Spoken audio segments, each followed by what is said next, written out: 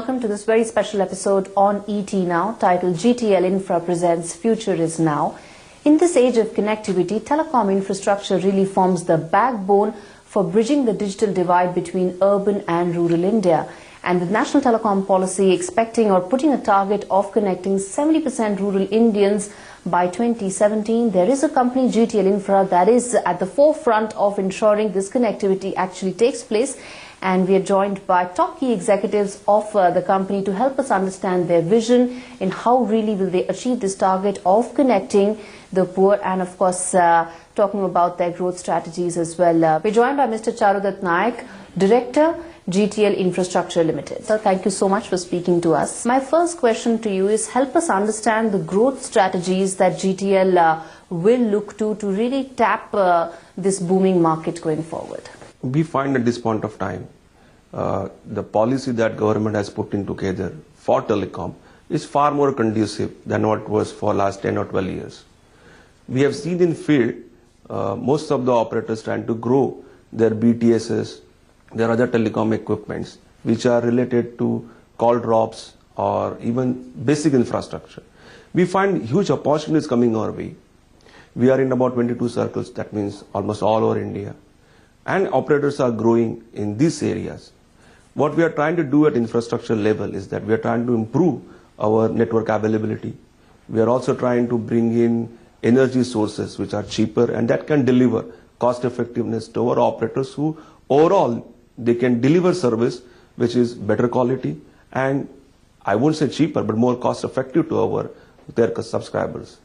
Eventually, we think in say 12 months from now, currently we have about 46,000 subscribers, that is BTS equipments, which will grow to about 65,000, which is an ambitious target. And under the Digital India Forum, rural India is being targeted more specifically, wherein because of our independent structure, we are able to provide cost-effective solutions, we are able to provide point of service to our telecom operators, which gives our operators a chance to give effective services in rural India. So help us understand what would be the kind of strategies that you would look to really tap this market. Any specifics that you would like to share with us? I think what is driving rural India strategy for us is the ARPU that telecom operators are able to fetch in rural India is much lower than what can happen in urban area.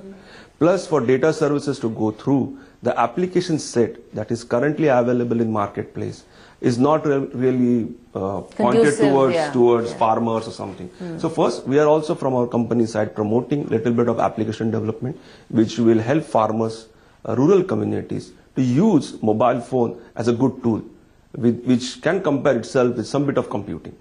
Second, whenever we are delivering rural India services, we find power situation not great, where lot of energies have to be produced by alternate sources.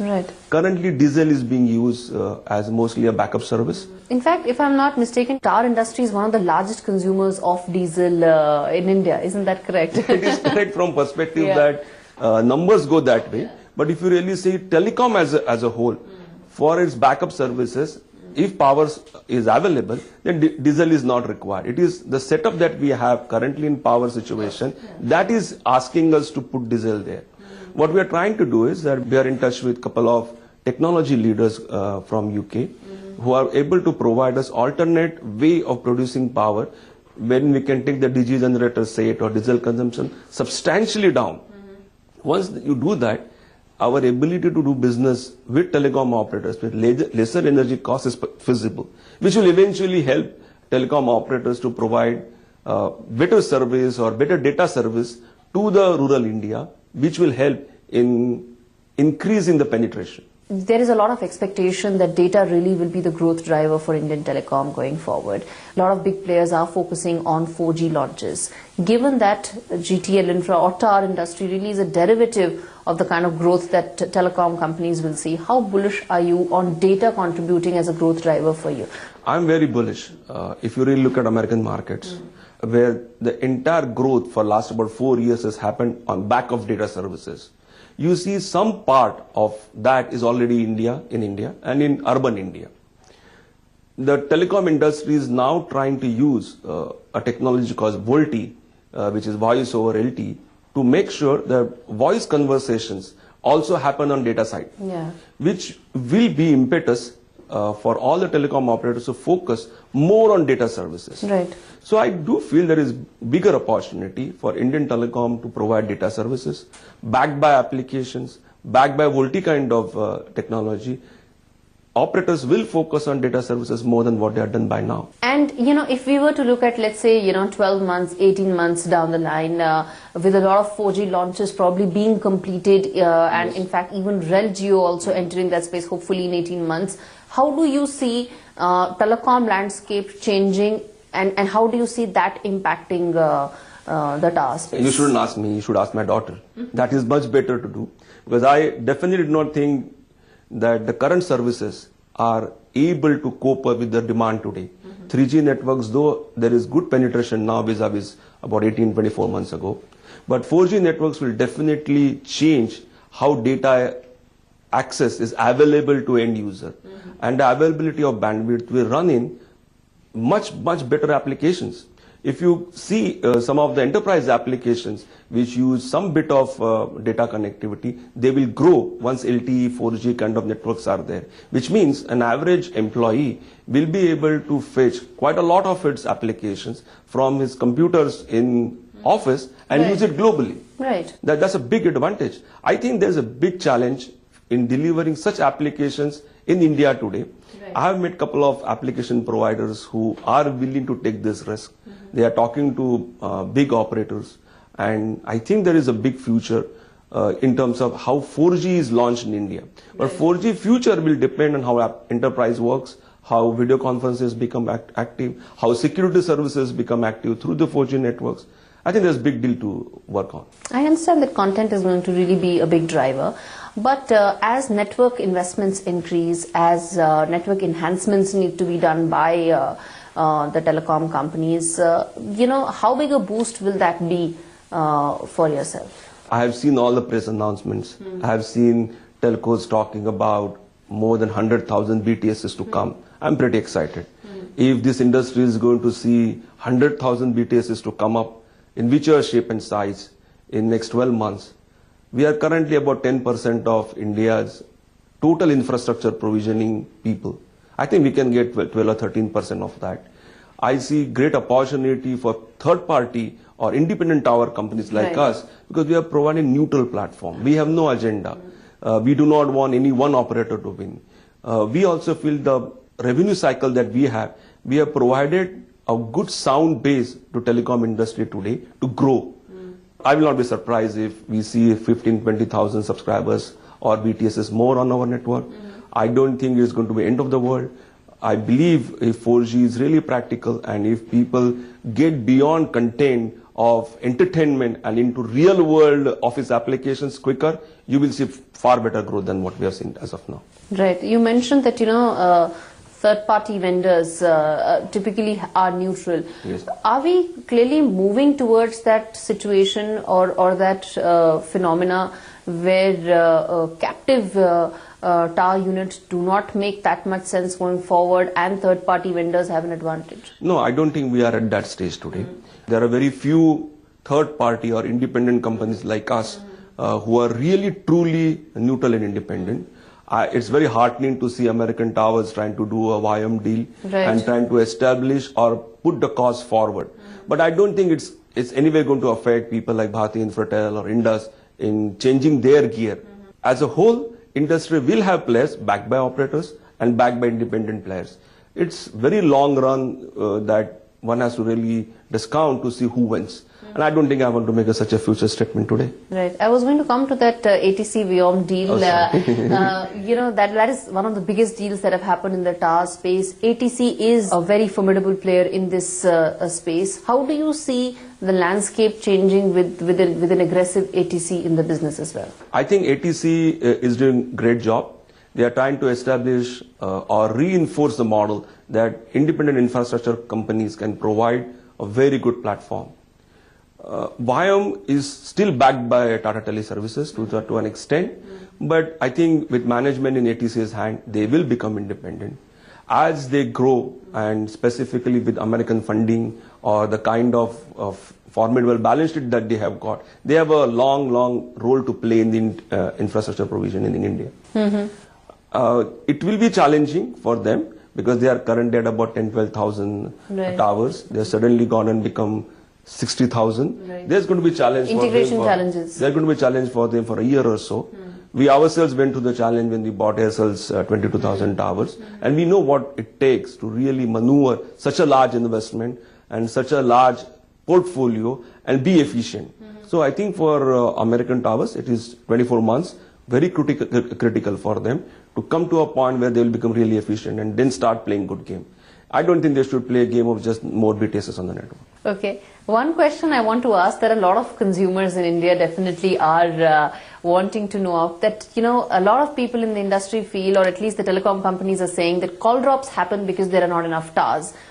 Do you agree with that argument, or do you think that's just too simplistic an assessment of a complex problem? No, I really have to think and tell you this, because I don't think it's only infrastructure, which is tower infrastructure, which is causing call drops. There are other infrastructural issues. The BTSs that you have, availability of spectrum to operators, also quite a few times how operators have organized their network does affect the call drop. But if you ask me on the other side, that do I think that amount of towers available in this country are more or less, then I would say they are less, definitely less. We need at least 30% more tower to cover what we have. That more so when you are going to use data services. Right. Integration of those data services will require far more towers in this country than what we have. And that's one of the reasons why we are able to see far better tenancy for last 12 months in our infrastructure. Right. And we are bullish that another 12, 24 months we'll see the same thing, which clearly means that infrastructure availability is a constraint that telecom industry is facing. But for call drops, we are not the only reason, I must say that. Of course. So it's not something as simple as that. It's not simple. Fair enough. One last question before we wrap this up. You know, a lot of times people talk about how the tower industry is contributing to the greenhouse emission, and that is something that needs to be controlled at some level. Do you think that the industry faces a challenge of balancing commercial interests along with balancing environmental concerns? No, first let me accept that the DG sets that we use does contribute to pollution. There is no doubt about that. But today there is a technology limitation in terms of whether you can avoid a DG or you cannot avoid the DG. Tower industry also faces a lot of vandalizing because of diesel being used, can be used for some other purpose, and people do steal diesel from the tower industry, and which is a real pain. But alternate technologies like solar panel, we have implemented solar panel in about 500 sites. Our experience is that it's not 100% reliable. The capacity building takes a lot of space. So it's not a really great solution, though I think as a tower industry, a lot of people have done that. Then we have tried the battery technologies, which are helping. But again, they are not fully reliable. They do not contribute to being third source, which is required at the tower site. We are also experimenting with hydrogen fuel, which is a technology which is being implemented now in the country, where a hydrogen fuel cell will be brought to a ground-based tower, and it will provide good electricity, can take about 24 hours of support. What experiment we have done in about 10 sites. We have generated more than about 2 megawatts of power there. We have seen that 99.95% SLAs are being able to achieve there. But worry is that the hydrogen fuel cell per se is expensive, and we don't think this price is going to come down easily. So though we appreciate the damage that can happen to the environment, we are not finding a right telecom related solution at this point of time. We are hoping in another 24, 25, 26 months, this hydrogen fuel cell technology will come to India. They will possibly even manufacture in India, and we will have a good solution. Right.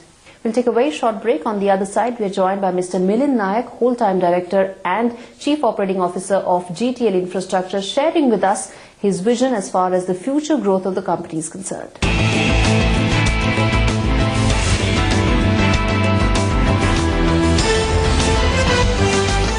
The all-new Ford Endeavour, designed for any terrain. Engineered for the extraordinary. The all-new Ford Endeavour, designed for any terrain. Engineered for the extraordinary.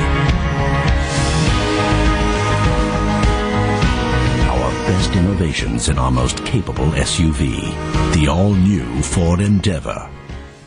In this world of increasing challenges and complex regulatory landscape, how can we deliver value and wild influence in today's disruptive environment?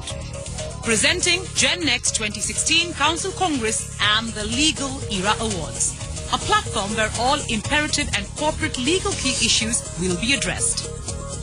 20 plus countries participating. Join the debate on the 3rd, 4th and 5th of March 2016 at the Taj Lands End, Mumbai. Brought to you by India's #1 magazine on business and legal world, Legal Era. By the people, for the people, of the people.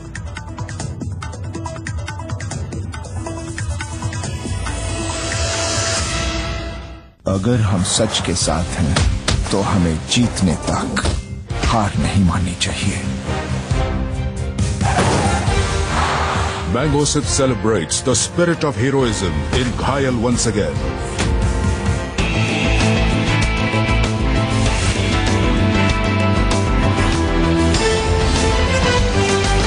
Hello and welcome to this very special episode of GTL Infra presents Future is Now. We are now joined by Mr. Milind Nayak, whole-time director and COO of GTL Infra, speaking to ET Now. Mr. Nayak, thank you so much for taking out the time. My first question to you is, one of the biggest policy decisions that the government took recently was that of allowing spectrum trading and sharing. Now, how does spectrum sharing and trading arrangements between telecom companies impacts tower companies like yourself? As I understand, currently spectrum trading is limited to intra-band only, and that too with some spectrum norms. So the impact would not be much. However, if the telcos are given more freedom, then it would definitely impact our ability to bring in more tenancies. I think ideally each telco would like to utilize its spectrum to gain more and more market share, rather than sharing it with its competitors. That's a fair point. If we were to really talk about growth strategies that GTL Infrastructure has identified, what according to you are the top 2 or 3 growth strategies that the company will follow in the near term going forward? We have observed large number of subscribers who are today using smartphones both in rural and semi-urban areas. Due to this, the consumption of data in addition to voice has increased significantly. Of course, the telcos have also realized this, and therefore they have started rolling out their 3G and 4G services. You see, we have a very large network spread across pan-India from Kashmir to Kanyakumari. In fact, we are offering our infrastructure to telcos so that they can leverage our infrastructure and roll out their plans ASAP. We are proud to say that today almost all telcos in India are currently connected to our network. We are striving very hard to ensure that we give them the maximum uptime that they desire. We are also moving forward, going to work towards giving them 99.99% uptime 24/7, 365 days. This approach has helped us in a very big way, and we have seen a significant increase in our tenancies. Eventually, our tenancy ratios have also improved dramatically. Do you anticipate more competition in this space now that ATC has also become fairly active and fairly aggressive in this space? Do you expect a lot more competition in the tower business going forward, maybe more MNCs also coming in? Is that a fair possibility? The tower market is saturated. Towers are spread across length and breadth in our country. Not much towers are getting built nowadays. The focus is to increase tenancies on these towers and thereby gain from it. In such a situation, I don't see any more competition or any new players jumping in the fray. Yes, there might be a consolidation going forward. Mr. Nayak, one of the biggest issues that we talk about right now is around environmental concerns. That, you know, how tower companies emit a lot of carbon dioxide and some of the other greenhouse gases. As a leading tower company, how do you balance the environmental concerns along with commercial concerns as well that you need to, of course, take care of? So is the balancing act very difficult? How do you do it? Very, very tough, according to me. Let us first accept the fact that our country still faces power outages in the rural as well as urban areas. On the other hand, the telcos are demanding 99.99% of the uptime. There is no option but to run DG sets. Eventually, we have to face various environmental issues. However, to balance such a situation, we have undertaken certain steps on a top priority basis. Like ASAP connect off-grid sites to grid sites, thereby avoid DG usage. B, ASAP connect partially grid sites with backups like QRS batteries, lithium-ion batteries, deep discharge batteries to ensure that we avoid using DGs. Our basic objective is to eliminate DG usage in toto. So one of the biggest and the most ambitious programs of the government right now is Digital India. But if you look at it, the telecom infrastructure is the backbone of carrying out the Digital India campaign. How critical is the telecom infrastructure for rolling out and completion of Digital India campaign? Telecom is very critical in the entire Digital India mission. We understand in the next couple of years, the government would like to connect each and every citizen of the country through Aadhaar number and mobile number to gain access to all governmental services. Currently, we are close to 300 million people using internet via their smartphones or their tabs. The government's aim is to take this number close to 500 million in next 2 years. And this will be possible only with the availability of a good telecom network in the most remotest of the country. Sir, help us understand what are the key corporate social responsibility initiatives and programs that are being run by GTL Infrastructure. You see, Global Foundation is the CSR arm of Global Group. This foundation is currently engaged in health, education, disability and community development. In the field of education, the foundation imparts computer education in rural areas through their program called Knowledge on Wheels. In the field of disability, the foundation has